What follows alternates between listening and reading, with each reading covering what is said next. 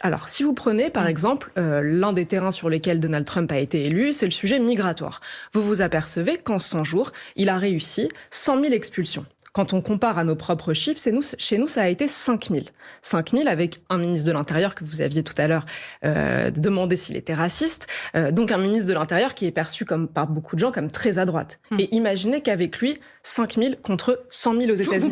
Vous aviez par le passé près de 4 millions d'entrées de migrants qui arrivaient par le Mexique. Aujourd'hui, ça s'est presque tari. Vous n'avez presque plus d'entrées. Ça, à mon sens, c'est une première victoire. Quand vous regardez comment est-ce qu'il a abouti à cette victoire, parce que là, on pourrait en tirer quelque chose.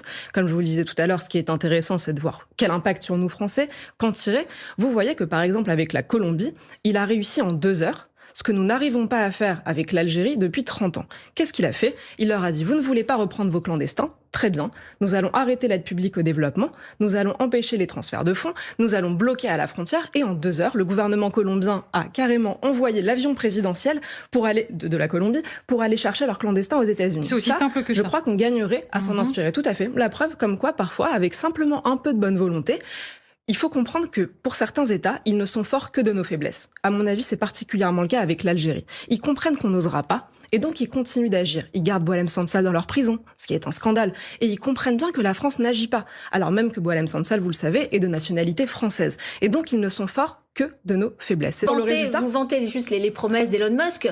Dans mes souvenirs, il avait promis de couper 2000 milliards dans le budget. Sur l'ensemble, à l'arrivée, on est à peine à 150 millions. 140 milliards d'euros. Donc, de dollars. Le bruit, de dollars. Le bruit, la fureur.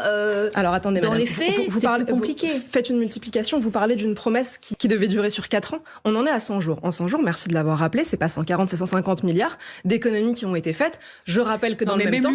Même lui reconnaît que ça patine quand même. Et en plus, vraiment bien que je puisse au moins finir mes phrases. Si j'ai bien compris, dans le même temps, François Bayrou est en train de chercher 40 milliards d'euros seulement. Regardez les ordres de grandeur. Sur ces 40 milliards d'euros, à mon avis, on peut très simplement les trouver. Mais 150 milliards d'économies en 100 jours, je prendrai. Et donc c'est un modèle ou pas? La question, défaut, elle est intéressante. Non, c'est pas un modèle, mais en revanche, les aspirations populaires qui l'ont conduite au pouvoir, ça pour moi c'est un modèle, parce qu'il y a les mêmes. On retrouve les mêmes dans tout l'Occident. On retrouve les mêmes en Grande-Bretagne. Vous avez peut-être vu que c'est le parti de Nigel Farage qui est arrivé en tête aux élections locales hier.